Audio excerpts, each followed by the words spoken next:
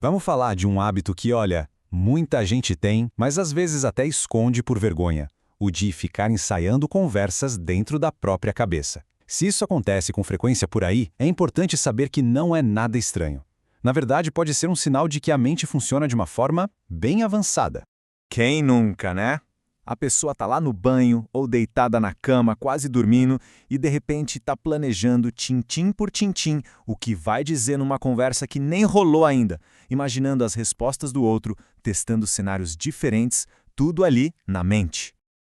Muita gente logo pensa que isso é ansiedade ou até paranoia. Mas a psicologia, veja bem, ela mostra uma outra perspectiva. Longe de ser uma fraqueza, esse hábito pode ser um sinal de um processamento cognitivo muito sofisticado. Vamos dar uma olhada em 6 sinais que mostram que essa simulação mental é, na verdade, uma característica de uma mente altamente estratégica? Certo, vamos mergulhar nisso. O primeiro sinal é ter um diálogo interno constante. E mais, um diálogo bem estruturado. Não é um monte de pensamento solto e caótico, não. É um processo organizado. A psicologia tem um nome para isso: raciocínio verbal.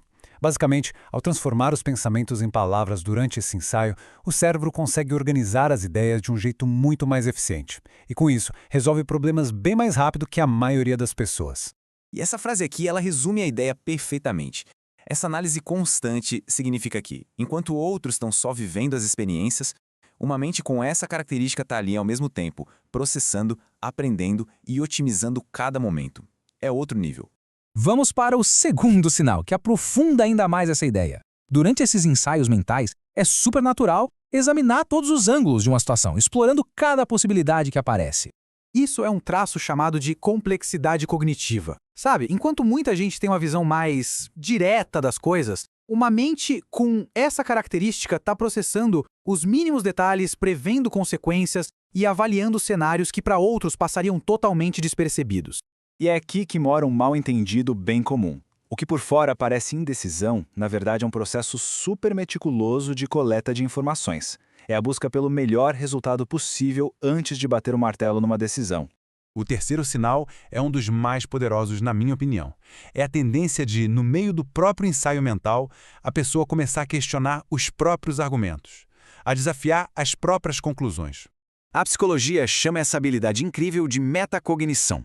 Basicamente, é pensar sobre o próprio pensamento. E olha que interessante! Estudos mostram que quem reflete sobre o próprio processo de decisão se sai muito melhor em tarefas de raciocínio. Não é sobre achar que está certo, mas sim sobre testar a própria certeza. Então, o ponto-chave é esse. Esse debate interno é uma fortaleza. Ele garante que as ideias sejam bem pensadas, lógicas e, à prova de falhas antes mesmo de serem compartilhadas com o mundo. Vamos agora para o quarto sinal, que basicamente vira de cabeça para baixo a ideia de que pensar demais é algo ruim. Aqui, esse ensaio mental não é ansiedade, não, é trabalho, é a mente funcionando de forma produtiva. Essa habilidade se chama reflexão cognitiva. Não tem a ver com ficar remoendo as coisas com ansiedade. Tem a ver com a capacidade de questionar o primeiro instinto. O ensaio da conversa vira um laboratório onde a mente vai lá e constrói a melhor e mais inteligente forma de se expressar. O quinto sinal é a velocidade com que essa mente opera. É impressionante. Enquanto muita gente fala sem filtro, quem tem esse hábito está ali calculando as consequências de cada palavra em 1000 segundos, escolhendo o caminho com muito mais cuidado. Esse ato de planejar as conversas, ele está profundamente ligado a um autocontrole emocional. Em vez de simplesmente reagir por impulso, as palavras são escolhidas com intenção. A lógica guia o comportamento e não a reação do momento. E mais uma vez, isso pode ser mal interpretado lá fora. Algumas pessoas podem confundir essa ponderação com timidez, ou até com arrogância. Mas a realidade é que se trata de agir com um nível de intenção que, vamos ser sinceros, a maioria das pessoas não pratica. E, por fim, o sexto e último sinal: a intensa autoconsciência que vem junto com todo esse processo.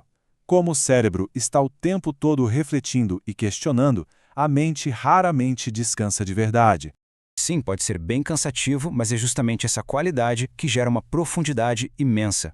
As interações são ensaiadas porque a mente busca precisão, busca o ponto certo e simplesmente se recusa a aceitar qualquer coisa menos do que isso. Então, da próxima vez que alguém se pegar no meio de um longo diálogo na própria cabeça, não precisa se sentir mal ou diferente. é importante lembrar do que a gente viu aqui. Vamos só recapitular rapidinho o que a gente viu. O diálogo interno é o raciocínio verbal em ação. Aquela análise detalhada vem da complexidade cognitiva. O autoquestionamento, pura metacognição. O que muitos chamam de pensar demais é, na verdade, reflexão cognitiva. A escolha cuidadosa das palavras demonstra controle emocional. E no centro de tudo está uma intensa autoconsciência. Se houve uma identificação com esses sinais, a conclusão da psicologia é bem clara. Não há nada de errado. Na verdade, a mente simplesmente opera em uma frequência mais rara, mais sofisticada. E tudo isso nos deixa com uma pergunta final para refletir. Em vez de ver esse hábito como um fardo, como essa capacidade incrível de simulação, de estratégia e de profundidade pode ser usada como a maior vantagem de todas? Fica aí a reflexão.